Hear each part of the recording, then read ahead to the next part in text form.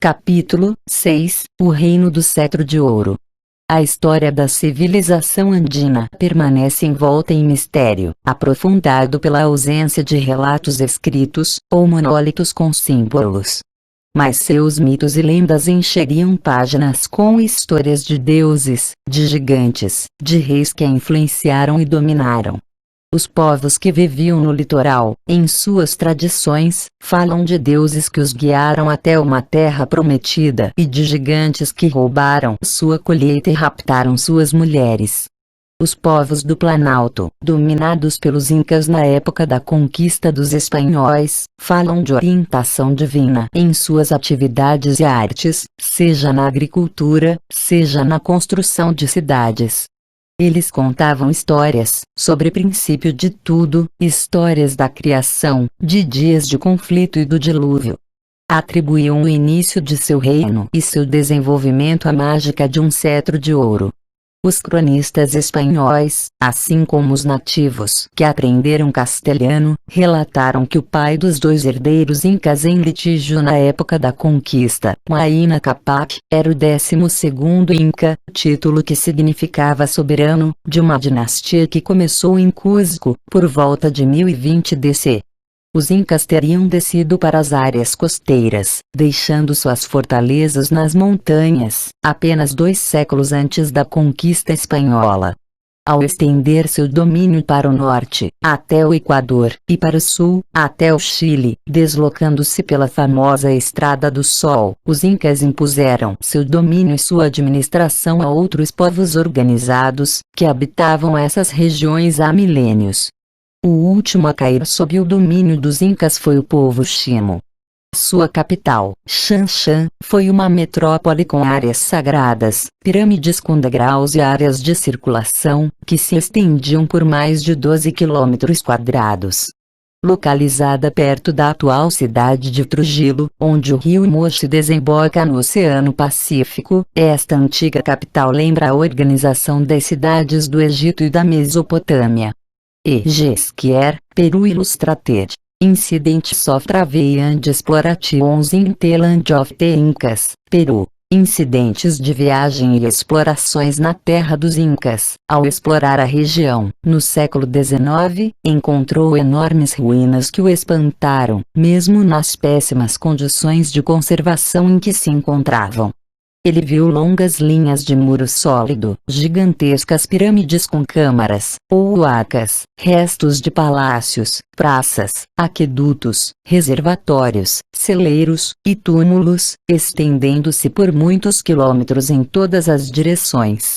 Na verdade, vistas aéreas do imenso sítio arqueológico mostram uma enorme área, espalhada pela planície costeira, lembrando uma vista aérea de Los Angeles. A planície que se estende entre o Oceano Pacífico e os Andes é uma área climaticamente seca.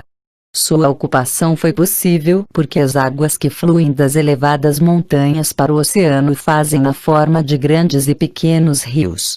Eles atravessam as terras baixas a cada 50 ou 100 quilômetros. Esses rios criam áreas férteis e verdejantes, que separam um trecho desértico do outro. Portanto, as construções surgiram às margens e na foz dos rios. Evidências arqueológicas demonstram que os Chimos aumentaram o suprimento de água por meio de aquedutos vindos da montanha. Também uniram essas áreas férteis com uma estrada, cuja largura média era de 5 metros, precursora da famosa Estrada do Sol dos Incas. Ao lado da área construída, onde termina o vale verdejante e começa o árido deserto, grandes pirâmides se elevam do solo, uma em frente à outra, às margens do rio Moche.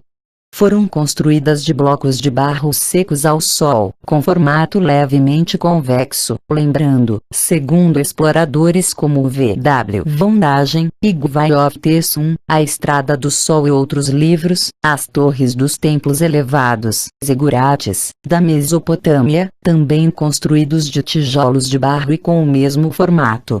Os 4 séculos de civilização Chimo, de 1000 a 1400 DC, foram marcados pelo domínio da Orivesária, a um ponto jamais atingido pelos Incas, que vieram depois. Os conquistadores espanhóis descreveram com superlativos as riquezas em ouro que encontraram, na verdade, provenientes de centros chimos, mesmo sob o reinado Inca. O cercado de ouro da cidade Chimotumbes, onde plantas e animais foram reproduzidos em ouro, foi copiado integralmente pelos Incas em seu santuário, na cidade de Cusco. Nos arredores de outra cidade Chimo, Tucumí, foi encontrada a maior parte dos objetos de ouro tirados do Peru pelos espanhóis nos séculos que se seguiram à conquista. Os objetos foram encontrados nas tumbas. Na verdade, a quantidade de ouro que os chimos possuíam espantaram os incas quando eles desceram para a costa. E até hoje esses achados intrigam os estudiosos pelo seu volume, uma vez que as minas de ouro no Peru não se encontram no litoral e sim nas montanhas. A cultura-estado dos chimos era, por sua vez, sucessora de outras culturas, ou sociedades organizadas. Ninguém sabe como esses povos se chamavam. Os nomes que serviram para identificá-los, como os chimos, são, na verdade, denominações dos sítios arqueológicos, onde ruínas de suas cidades foram encontradas. No litoral centro-norte, habitavam os mochicas, cerca de 400 AC. São conhecidos por seus trabalhos em cerâmica e por seus belos tecidos. Só não se sabe quando, de quem e como aprenderam essas artes. As decorações nos potes de cerâmica reproduzem deuses alados e gigantes ameaçadores, sugerindo uma religião com um panteão liderado pelo deus da lua, cujo símbolo era o crescente, chamado de Seusan. Os objetos e construções dos mochicas demonstram que, muitos séculos antes dos chimos, eles dominavam a arte de trabalhar o ouro, de construir com blocos de lama seca, de projetar grupos de templos com zigurates. Num local chamado Pacatinamo, uma cidade sagrada soterrada com 31 pirâmides foi descoberta pela equipe de um arqueólogo alemão, H. O Belode Doering, Ampf den Königstraßen der Inca. Os pesquisadores concluíram que muitas das pirâmides menores eram cerca de 1000 anos mais antigas que as maiores, cujos lados mediam 60 metros e atingiam 12 metros de altura. A fronteira sul do reino Chimo era o rio Rimac, de onde os espanhóis retiraram a corruptela Lima para batizar a capital do Peru. Além dessa fronteira, o litoral fora habitado, antes dos incas, pela tribo Chincha e os planaltos pelos povos que falavam a língua Aymara. Sabe-se, hoje, que os incas tomaram emprestado dos primeiros os seus deuses, e dos segundos as histórias da criação.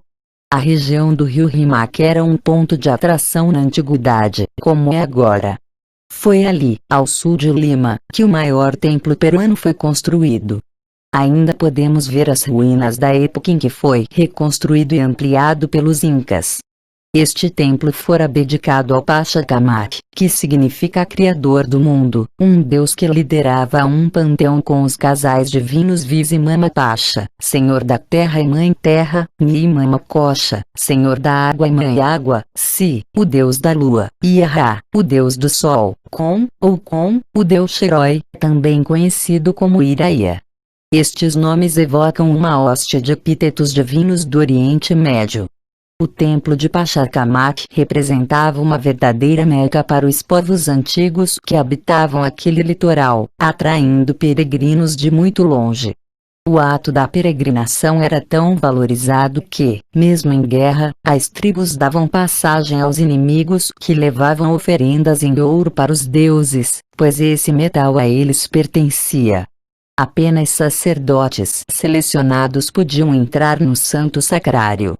Nos dias de festa, a imagem do deus fazia profecias, em seguida interpretadas pelos sacerdotes para o povo. O recinto do templo era de tal forma reverenciado que os peregrinos retiravam as sandálias para entrar, como fora ordenado a Moisés no Sinai, e como os muçulmanos ainda fazem quando entram na mesquita. O ouro acumulado no templo era fabuloso demais para ser ignorado pelos conquistadores espanhóis. Francisco Pizarro enviou seu irmão Hernandes para verificar. Ele encontrou o ouro, prata e pedras preciosas, mas não as riquezas que esperava, pois os sacerdotes tinham escondido os tesouros. Não houve ameaças ou torturas que os fizessem revelar o local. Ainda corre o rumor de que o tesouro estaria em algum lugar entre Lima e Lurin. Hernandes, então, fundiu a estátua de ouro do deus para aproveitar o metal e retirou das paredes os cravos de prata que seguravam as placas de ouro do templo. Só esses cravos pesaram mais de 900 quilos. As lendas locais atribuem a construção desse templo aos gigantes. O que se sabe ao certo é que os incas, adotando o culto a Pachacamac das tribos dominadas, ampliaram e decoraram o templo. Situado numa encosta de montanha à beira do Pacífico, em cujos pés as ondas vinham quebrar-se, ele se elevava sobre 4 plataformas que apoiavam um terraço de 150 metros acima do nível do solo. Essas 4 plataformas foram erguidas com paredes de contenção, feitas com blocos de pedra. O terraço superior se estende por muitos quilômetros quadrados. As estruturas finais do complexo, auxiliadas por praças rebaixadas, permitiam uma vista perfeita do santuário contra o oceano. Não eram só os vivos que visitavam o local. Os mortos também eram trazidos ao vale do rio Rimac e às planícies costeiras do sul para passar a eternidade à sombra dos deuses do templo. Havia uma crença de que o Rimac podia ressuscitar os mortos ali deixados. Nos locais atualmente conhecidos como Lurin, Pisco, Násica, Paracas, Ancon e Issa, os arqueólogos encontraram nas verdadeiras cidades dos mortos, inúmeras sepulturas e valas subterrâneas, onde jaziam corpos mumificados de nobres e sacerdotes. As múmias, em posição sentada, com as mãos e pés dobrados, ficavam amarradas no interior de sacos mortuários, porém estavam vestidas com as suas melhores roupas. O clima seco e aquele saco mortuário externo protegeram bem os trajes, xales, turbantes e ponchos finamente tecidos, que, ao serem encontrados séculos depois apresentavam cores incrivelmente vivas. Os panos, cuja trama lembrou aos arqueólogos as melhores tapeçarias Gobelin, eram bordados com símbolos religiosos e astrológicos. A figura central das decorações, tanto nos tecidos como nas cerâmicas, era sempre a de um deus, que os nativos chamavam Rimac, como rio, segurando um cetro numa das mãos e um raio na outra e ostentando na cabeça uma coroa provida de chifres ou de raios. Seriam Rimac e Pachacamac a mesma divindade, ou duas entidades separadas? Os estudiosos discordam sobre o assunto, pois as evidências não são conclusivas. Há apenas uma concordância. A cadeia de montanhas circundante era dedicada exclusivamente a Rimac, este nome significava o trovejador, e tanto neste sentido, como foneticamente, é parecido com a alcunha Ramã, pela qual Haddad era conhecido dos povos semitas, um epíteto derivando da forma verbal trovejar. Segundo o cronista Garcilaso, era nessas montanhas que um ídolo na forma de um homem fora erguido no santuário dedicado a Rimac. Ele pode ter se referido a qualquer local nas montanhas ao longo do Vale do Rimac. Lá, os arqueólogos encontraram ruínas que podem ter sido pirâmides com degraus, concepção do artista. Elas dominam o cenário até hoje, dando ao visitante a impressão de que está diante de um zigurate de 7 degraus da antiga Mesopotâmia. Seria Rimac o deus chamado Kon, ou Iraia, o Viracocha da mitologia inca? Embora ninguém saiba o certo, o fato é que Viracocha era representado exatamente como a divindade gravada na argila, segurando em uma das mãos uma arma parecida com um tridente, na outra, o cetro mágico. E com esse cetro, um cetro de ouro, que todas as lendas andinas sobre a criação se iniciam, às margens do lago Titicaca, num lugar chamado Tiahuanaco. Quando os espanhóis chegaram, as terras dos Andes pertenciam ao Império Inca, cuja capital era Cusco. Segundo as narrativas incas, Cusco fora fundada pelos Filhos do Sol, que haviam sido criados e ensinados no lago Titicaca pelo deus criador, Viracocha. Viracocha, segundo uma lenda andina, foi um grande deus que veio para a Terra na antiguidade, escolhendo os Andes para criar o mundo. Como diz um cronista espanhol, Padre Cristóvão de Molina, eles dizem que o Criador esteve em Tiahuanaco e lá habitava seu líder. Por esse motivo, os edifícios soberbos, dignos de admiração, estão naquele lugar. Um dos primeiros sacerdotes a anotar as lendas andinas sobre a história e pré-história dos nativos foi Blas Valera. Infelizmente, só fragmentos de suas notas foram utilizados por outros cronistas, porque o manuscrito original foi queimado no saque de Cádiz pelos ingleses, em 1587. Ele registrou a lenda inca sobre seu primeiro monarca, Manco Capac, que saiu do lago Titicaca através de um caminho subterrâneo. Ele era o filho do Sol, de quem receberam um cetro de ouro para encontrar Cusco. Quando sua mãe entrou em trabalho de parto, o mundo caiu na escuridão. Assim que ele nasceu, soaram trombetas e acenderam as luzes. O deus Pachacamac declarou, então, que o belo dia de Manco Capac raiou. Blas Valera também registrou outras versões, dizendo que os incas incorporaram a pessoa e a lenda de Manco Capac, mas seus verdadeiros ancestrais tinham vindo de outro lugar, chegando ao Peru pelo mar. Segundo esse relato, o monarca Manco Capac era o filho de um rei chamado Atal, que chegara à costa peruana com 200 homens e mulheres, tendo desembarcado no Rimac. De lá teria seguido para Issa, e dali partido para o lago Titicaca, o local onde os Filhos do Sol haviam governado a terra. Manco Capac enviara seus seguidores nas duas direções para encontrar os lendários Filhos do Sol. Ele mesmo vagara por vários dias até chegar a um local que possuía uma caverna sagrada. A caverna era escavada artificialmente e adornada com ouro e prata. Manco Capac na caverna sagrada se dirigira para uma janela chamada Capac Toco, janela real. Quando dela se afastara estava trajado com roupas douradas, trajes reais. A partir dali, tornara-se o rei do Peru. Esta e outras crônicas evidenciam que várias versões foram memorizadas pelos povos andinos, lembrando um criativo princípio no lago Titicaca e o início de uma dinastia na caverna sagrada. Segundo as tradições incas, este teria sido o início de sua dinastia. Outras versões, entretanto, separam os eventos e os períodos. Uma das versões relativas ao princípio diz que o grande Deus, Criador de tudo, Viracocha, enviou 4 irmãos e 4 irmãs para povoar a terra e trazer civilização a seus povos primitivos. Um desses casais de irmão/irmã começou a reinar em Cusco.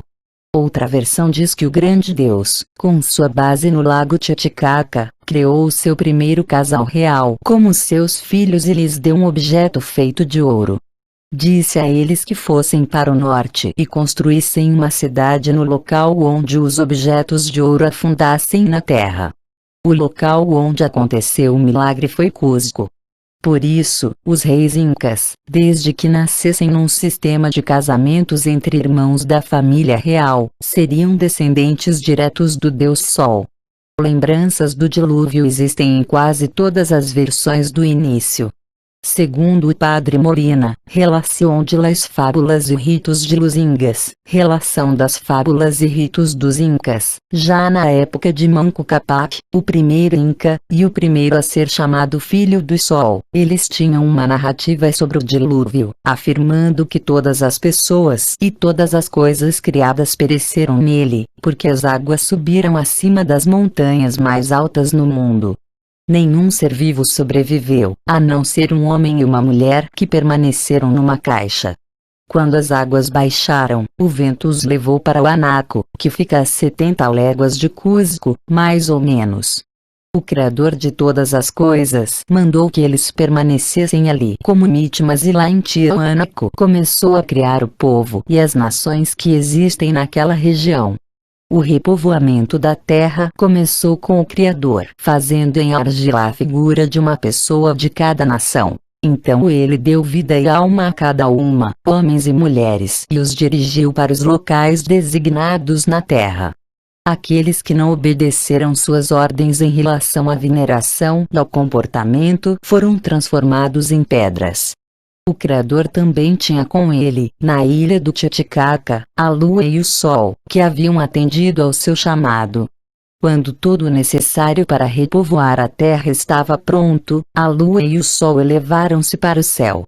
Os dois assistentes divinos do Criador foram apresentados como seus dois filhos, em outra versão também relatada por Molina. Tendo criado as tribos e nações, designando linguagens e vestimentas para eles, o Criador ordenou que seus dois filhos fossem em diferentes direções e apresentassem a civilização. O filho mais velho, Imaimana Viracocha, o que significa aquele em cujo poder estão todas as coisas, partiu para civilizar os povos das montanhas. O filho mais novo, Totaco Viracocha, fazedor de coisas, recebeu ordens para ir às planícies costeiras. Quando os dois irmãos completaram seu trabalho, encontraram-se à beira do mar, de onde subiram para o céu. Garcilaso de la Vega, que nasceu em Cusco de pai espanhol e mãe inca, registrou, logo depois da conquista, duas lendas. Segundo uma delas, o grande Deus veio dos céus para a terra a fim de instruir a humanidade, fornecendo suas leis e preceitos. Ele colocou seus dois filhos no lago Titicaca, entregou-lhes um cetro de ouro, recomendando que se estabelecessem onde ele afundasse no chão, o que ocorreu em Cusco. A outra contava que depois que as águas do dilúvio se retiraram, um certo homem apareceu em Tiahuanaco, que é o norte de Cusco. Esse homem era tão poderoso que dividiu o mundo em 4 partes, entregando-as a 4 homens, aos quais concedeu o título de rei. Um deles, cujo nome era Manco Capac, rei e senhor na linguagem quechua dos Incas, começou a dinastia em Cusco. As várias versões falam de 2 fases na criação de Viracocha. Juan de Betanzos, Suma e Narração de los Incas, coletânea de narrativas incas, registrou uma lenda quechua onde o Criador, na primeira fase, fez os céus e a terra. Ele também criou as pessoas, a humanidade. Mas essas pessoas fizeram algum tipo de mal a Viracocha e ele ficou irado, então, ele converteu aquelas primeiras pessoas e seu chefe em pedra, como castigo. Depois de um período de escuridão, ele fez, em Tiahuanaco, novos homens e mulheres das pedras. Deu a eles tarefas e habilidades, e lhes disse onde ir. Permanecendo apenas com 2 auxiliares, enviou um deles para o sul e outro para o norte, enquanto ele mesmo partiu na direção de Cusco. Lá, ele fez com que um chefe se adiantasse, iniciando assim uma dinastia em Cusco. Viracocha continuou sua jornada, até a costa do Equador, onde seus 2 companheiros juntaram-se a ele. Lá, todos começaram a caminhar juntos nas águas do mar e desapareceram. Algumas das histórias, dos povos dos altiplanos, concentravam-se em como se iniciara uma cidade em Cusco e como os deuses ordenaram que esta cidade fosse a capital. Segundo uma das versões, Manco Capac recebeu, para encontrar o local da cidade, um cajado, ou cetro, feito de ouro puro. Foi chamado de Tupac Amaru, cetro esplendoroso. Ele foi em busca do local designado acompanhado de irmãos e irmãs. Chegando a uma certa pedra, seus companheiros ficaram cheios de fraqueza. Quando Manco Capac tocou a pedra com o cetro mágico, o objeto falou e lhe contou sobre sua escolha como governante do reino. Um descendente de um chefe nativo, convertido ao cristianismo no tempo da conquista espanhola, contou que os nativos eram capazes de apontar aquela pedra. O Inca Manco Capac casou com uma de suas irmãs, chamada Mama Oclo, e eles começaram a ditar boas leis para o governo e para seu povo. Essa história, algumas vezes chamada de Lenda dos Quatro Irmãos Ayar, assim como a maior parte das versões sobre a fundação de Cusco, diz que o objeto mágico, pelo qual o monarca e a capital foram designados, era feito de ouro puro. É uma pista que consideramos vital e central para o desenrolar dos enigmas de todas as civilizações americanas. Quando os espanhóis entraram em Cusco, a capital inca, encontraram uma metrópole com cerca de 100.000 casas, erguida ao redor de um centro real religioso com magníficos palácios, templos, jardins, praças e mercados. Situada entre dois rios, o Tulumayu e o Rodadero, numa elevação de 3.500 metros, Cusco inicia-se ao pé do promontório de Sacsayhuamán. A cidade foi dividida em 12 terraços, um número que intrigou os espanhóis, dispostos em formato oval. O primeiro e mais antigo, apropriadamente chamado de Terraço da Genuflexão, estava localizado na encosta noroeste. Lá, os primeiros incas, e presumivelmente também o lendário Manco Cápac, construíram seus palácios. Todos os terraços apresentavam nomes pitorescos, o lugar que fala, Terraço das Flores, Portão Sagrado, e assim por diante, indicando, na verdade, sua característica principal.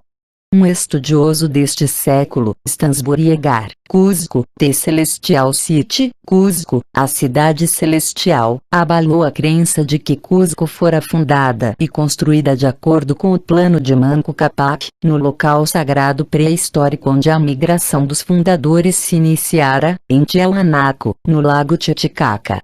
No significado de seu nome, umbigo da terra, e em sua divisão em 4 partes, simulando os 4 cantos da terra, ele, e outros pesquisadores também, viu expressão de conceitos planetários. Mas em outros aspectos da arquitetura da cidade, entretanto, ele distinguiu evidências celestiais, daí o título do livro. Os riachos que corriam pelo centro da cidade fluíam por canais, que imitavam os braços da Via Láctea. Os 12 terraços simulavam as 12 casas do zodíaco. Agar concluiu, foi importante para os próprios estudos dos eventos terrestres de sua época, que o primeiro e mais antigo terraço representava Áries. Squier e outros exploradores do século XX, no entanto, descrevem Cusco como cidade em parte hispânica, construída sobre as ruínas de uma cidade inca. Isto significa que, para ter uma visão de Cusco como foi encontrada pelos espanhóis, é necessário recorrer a cronistas anteriores, como Pedro de Cieza de León, Crônicas do Peru. Ele descrevia a capital inca, seus edifícios, praças e pontes, com palavras elogiosas, como uma cidade nobremente adornada, ligada por 4 estradas reais às diversas partes do império. Descrevia suas riquezas e sua origem, referindo-se ao costume inca de manter intactos os palácios de antigos reis e a lei que exigia um tributo em ouro e prata como oferenda para os deuses, sendo proibido retirar dali esses metais, sob pena de morte. Cusco, escreveu ele em seus elogios, era nobre e imponente e deve ter sido fundada por um povo de grande inteligência, possuía belas ruas, apesar de estreitas. As casas eram construídas de pedra sólida, habilidosamente encaixada, pedras grandes e muito bem cortadas, sendo as demais partes da casa de madeira e palha. Não há vestígios de azulejos, tijolos, ou cal. Garcilaso de Ia Vega, que tomou o nome do pai, mas também o título real Inca de sua mãe, descendente da dinastia real Inca, depois de descrever os 12 terraços, narra que, à exceção do Palácio do Inca no primeiro terraço, na encosta do Sacsayhuamán, os demais palácios ficavam agrupados ao redor do templo na parte central da cidade. Os palácios, ainda existentes na época em que escreve, pertenciam ao segundo, sexto, nono, 10º, 11º e 12º Incas. Alguns deles flanqueavam a praça principal da capital, chamada Huaquipata. Lá, o chefe inca, sentado num grande trono, ao lado da família e dos sacerdotes, assistia e presidia os festivais e cerimônias religiosas, 4 delas ligadas aos solstícios de inverno e verão e aos equinócios da primavera e do outono. Como atestam os primeiros cronistas, a estrutura mais soberba e famosa na Cusco pré-hispânica era o Coricancha, recinto sagrado, o templo mais importante da cidade e do império. Os espanhóis o batizaram de Templo do Sol, acreditando que o Sol fosse a divindade suprema dos Incas. Aqueles que viram o templo antes de sua destruição e reconstrução pelos espanhóis, disseram que era constituído de várias partes.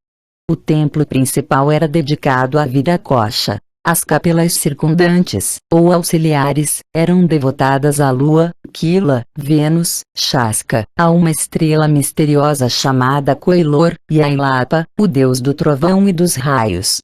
Havia um santuário devotado ao arco-íris.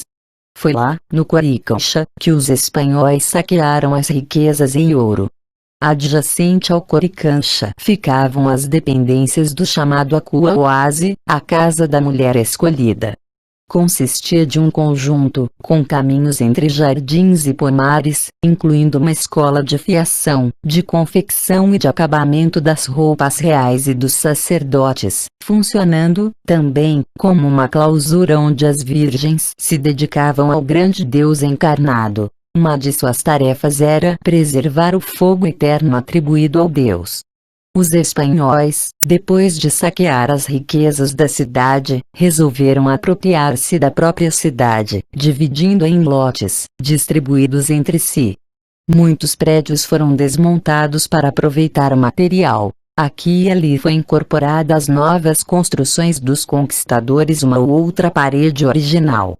Grandes santuários foram transformados em igrejas e monastérios. Os dominicanos, os primeiros a chegar, tomaram posse do Templo do Sol. Eles demoliram sua estrutura externa, mas conservaram a planta original, integrando algumas paredes antigas à sua igreja-monastério. Uma das partes mais interessantes que aproveitaram, deixando-a intacta, é uma parede externa semicircular do que parecia ser o limite do grande altar do Templo do Inca. Foi ali que os espanhóis encontraram um grande disco de ouro representando, presumiram, o Sol. Essa parte coube ao conquistador Leguizano, que o negociou na noite seguinte. O comprador mandou fundir o objeto, transformando-o em lingotes. Depois dos dominicanos vieram os franciscanos, os agostinianos, os mercenários, os jesuítas. Todos construíram seus templos, incluindo a grande catedral de Cusco, nos locais onde estavam os santuários incas. Depois dos sacerdotes vieram as freiras. O seu convento foi instalado na Casa da Mulher Escolhida. Governadores e dignatários espanhóis vieram a seguir, construindo suas casas e edifícios administrativos sobre as casas de pedra dos incas, utilizando uma ou outra parede original. Alguns acreditam que Cusco, palavra que significa umbigo, recebeu esse nome porque era capital, um lugar escolhido para ser o posto de comando. Outra teoria sustenta que o nome significa lugar de pedras levantadas. Se assim for, o nome se encaixa perfeitamente ao que virou sua principal atração, suas surpreendentes rochas megalíticas. A maior parte das cidades incas foi construída com pedras brutas unidas com argamassa, ou pedras cortadas de forma tosca para simular tijolos ou cantarias. Alguns dos edifícios mais antigos dessa civilização foram construídos com pedras cortadas, trabalhadas e acabadas, cantaria, de forma perfeita, como as encontradas na escadaria semicircular de Coricancha. A beleza desse trabalho e de outros da mesma época surpreendeu e espantou muitos viajantes.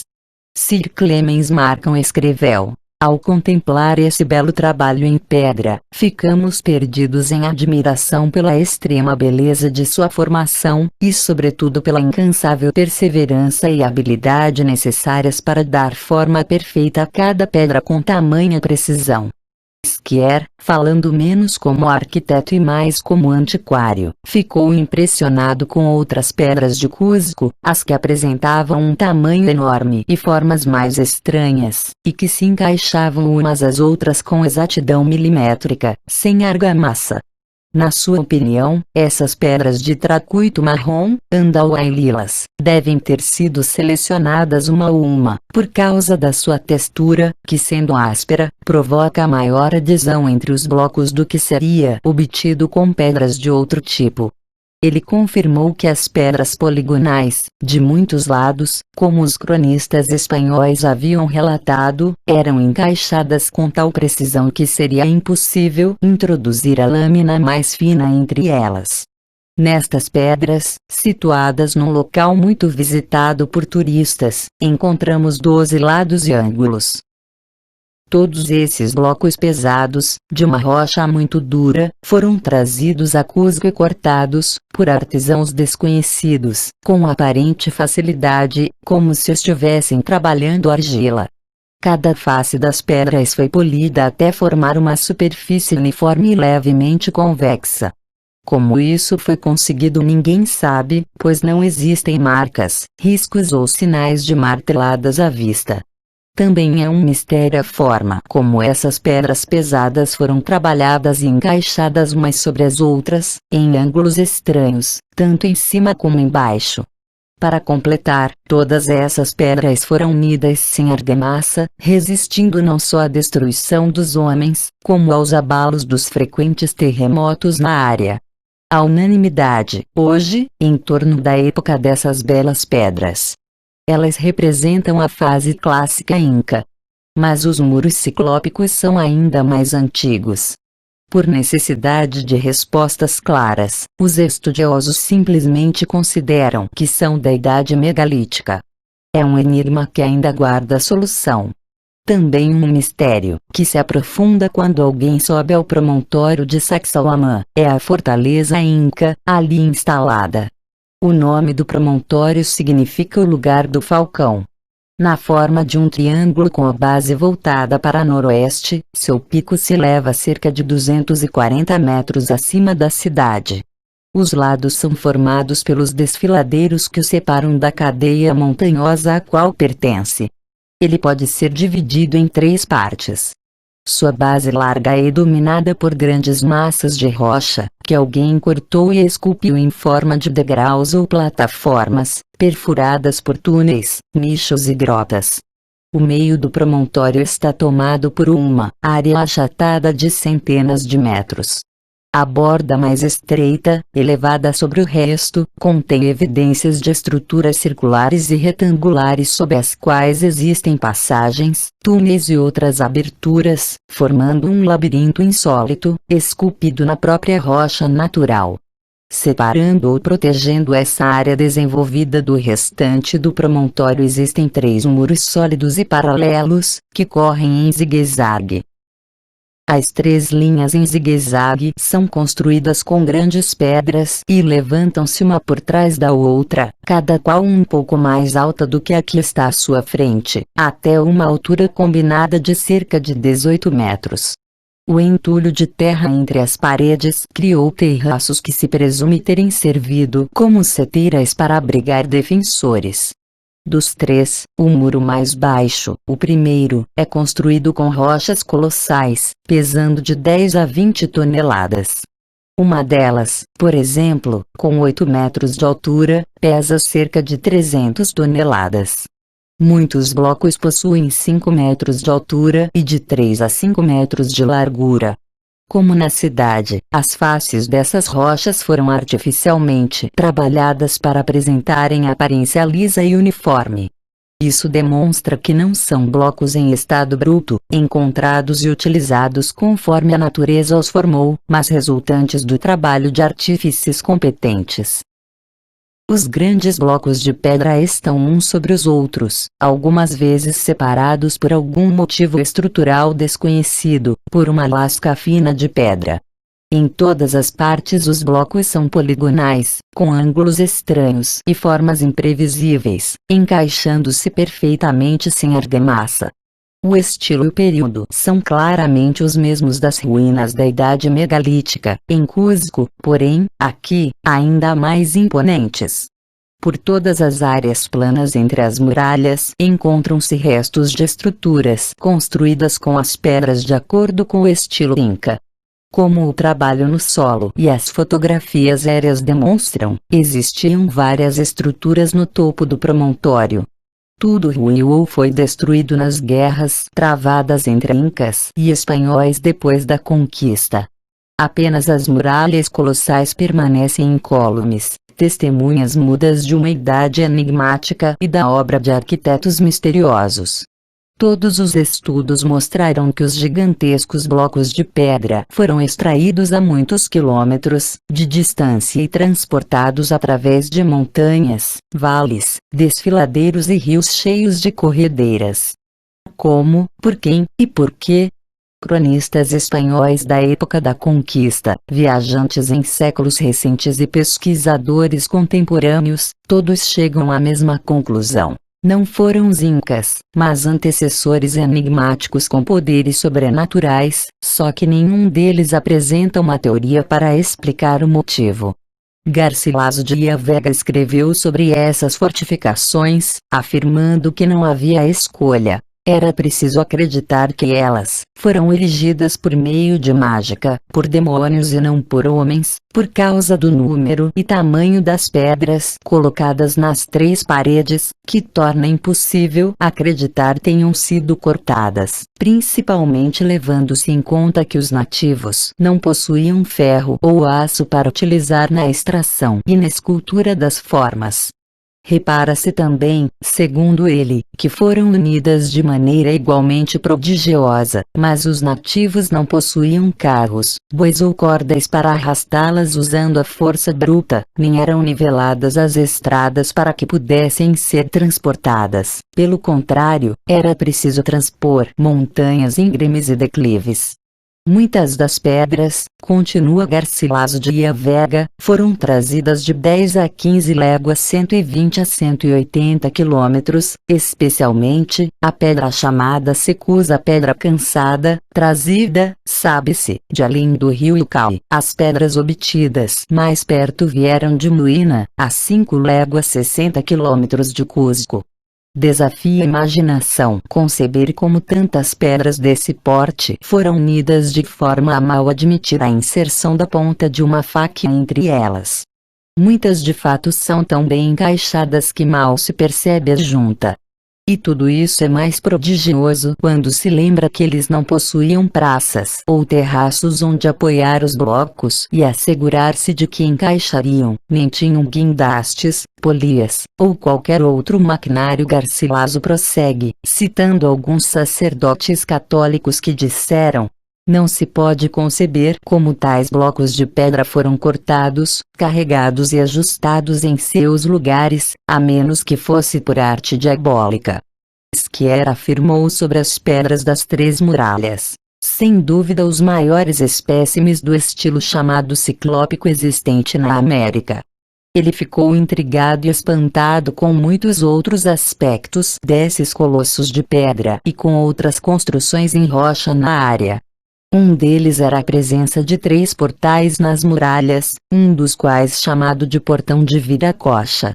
Trata-se de uma maravilha de sofisticação em termos de engenharia. Na altura do centro da muralha da frente, os blocos de pedra foram colocados de modo a formar uma abertura retangular de aproximadamente 1,2 metro no muro. Os degraus então conduzem a um terraço entre a primeira e a segunda muralha, de onde se abre uma intrincada passagem para uma muralha transversal em ângulo reto, levando ao segundo terraço. Lá, 2 entradas colocadas em ângulo, uma contra a outra, levam até a terceira muralha, e através dela. Todos os cronistas afirmam que esse portão central, como os outros 2 nos extremos das outras muralhas, poderiam ser fechados com blocos especialmente fabricados para as aberturas. Essas portas de pedra e os mecanismos para levantar e abaixar os blocos, a fim de bloquear a passagem, foram removidos há muito tempo, mas os canais e frestas para seu encaixe ainda podem ser vistos. No altiplano próximo, onde as rochas foram esculpidas em formas geométricas perfeitas cujo sentido o visitante moderno não consegue identificar, há um misterioso corte na rocha, indicando que ela pode ter sido esculpida para conter algum dispositivo mecânico. O Belode do Ering, Kunstin Reich der Inca, afirmou sobre essas enigmáticas rochas: são como um modelo no qual cada canto possui um significado. Atrás da linha de muralhas, o promontório tornou-se um aglomerado de estruturas, algumas sem dúvida construídas no tempo dos Incas. E provável que tenham sido erguidas sobre os restos de outras estruturas e, com certeza, não tinham nenhuma relação com o labirinto de subterrâneos. Passagens subterrâneas num padrão de labirinto começam e terminam abruptamente. Uma delas leva a uma caverna com 12 metros de profundidade. Outras terminam na face do rochedo, parecendo degraus que não levam a lugar nenhum. Em frente às paredes ciclópicas, ficam as rochas que ostentam nomes descritivos. O rodadeiro, escorregador, cuja parte traseira é usada pelas crianças como escorregador. A pedra lisa, que Skier descreveu como cravada na rocha, como se fosse espremida ali em estado plástico, ou argila, depois endurecida no local, com uma superfície suave e brilhante. A Xingana, labirinto, um rochedo cujas fissuras naturais foram alargadas artificialmente em passagens, corredores baixos, pequenas câmaras, nichos e espaços ocos. Na verdade, rochas trabalhadas e posicionadas na horizontal, vertical e com faces inclinadas, aberturas, concavidades e nichos, tudo cortado em formas precisas e geométricas, são encontradas por todos os lugares das cercanias. O visitante moderno não conseguiria descrever o cenário melhor do que Skier o fez no século passado. As rochas por todo o altiplano atrás da fortaleza, principalmente de calcário, foram cortadas e esculpidas em 1000 formas. Aqui um nicho, ali uma série deles, acolá uma formação larga, que parece um sofá ou vários assentos menores, adiante um lance de degraus, depois um grupo de pias quadradas, redondas ou octogonais, e longas filas de concavidades, buracos ocasionais para baixo, fissuras na pedra, alargadas artificialmente na câmara, e todas cortadas com a precisão e acabamento do mais hábil artesão. Que os Incas utilizaram o promontório como um último bastião contra os espanhóis é uma questão já registrada na história. Que eles tenham construído estruturas no alto é também evidente pelas ruínas que restaram. Mas que não foram eles os arquitetos originais do local é evidente pela incapacidade de transportar uma rocha megalítica. A tentativa que falhou é registrada por Garcilaso em relação à Pedra Cansada. Segundo ele, um dos mestres construtores incas que desejava aumentar sua fama, resolveu arrastar a pedra de onde os construtores a deixaram para usá-la em sua estrutura de defesa. Mais de 20.000 nativos levantaram a pedra, arrastando-a com grandes cados. O progresso foi lento, pois a estrada era ruim, cheia de aclives e declives. Numa dessas subidas, como resultado da falta de cuidado dos que a puxavam de forma desigual, o peso da rocha provou ser grande demais para a força dos que o controlavam, e rolou pela encosta, matando 3 ou 4 mil nativos. Segundo essa história, a única vez que os Incas tentaram levantar e colocar no lugar uma pedra desse porte, falharam. Obviamente, não foram eles que construíram, cortaram, esculpiram e encaixaram sem argamassa as centenas de pedras ciclópicas. Não é de admirar que Erich von Däniken, Viagem a Kiribati, que popularizou a teoria dos astronautas antigos, ao visitar o local em 1980, afirmou que nem a mãe natureza, ou os Incas, mas apenas astronautas antigos, poderiam ter sido os responsáveis por aquelas estruturas monumentais e com formas tão estranhas. Um viajante anterior, W. B. Ford Jones, Four Faces of Peru, 1967, As Quatro Faces do Peru, maravilhado com a visão dos blocos escreveu: Eles só poderiam mover-se, sentir, por uma raça de gigantes de outro mundo. Muitos anos antes, Ansel Fritz, de alta cultura em Der Neuenwelt, também escreveu: temos a impressão de que eles estão ali desde o começo do mundo. Outro viajante anterior, Hiram Bingham, across South America, através da América do Sul, registra uma das especulações dos nativos sobre como as incríveis esculturas na pedra e nos muros foram realizadas. Uma das suas histórias favoritas diz que os incas conheciam uma planta, cujos sucos amoleciam a superfície da pedra, que os encaixes maravilhosos eram feitos esfregando as pedras uma contra a outra por alguns instantes com esse suco mágico da planta. Mas quem iria levantar e segurar as enormes rochas para esfregá-las umas contra as outras? Obviamente Bingham não aceitou a explicação dos nativos e o enigma continuou a incomodá-lo. Visitei Sacsayhuaman várias vezes, escreveu ele em Calana, terra dos Incas. A cada vez, invariavelmente, ela surpreende. Para um nativo supersticioso, que vê essas muralhas pela primeira vez, deve parecer terem sido construídas pelos deuses porque Bingham fez essa afirmação, se não para expressar uma superstição abrigada em seu próprio coração. Dessa forma, retornamos em círculo para as lendas andinas. Só elas podem explicar a origem dos construtores megalíticos, afirmando terem existido deuses e gigantes nessas terras, o Velho Império, um reinado que se iniciou com um cetro de ouro.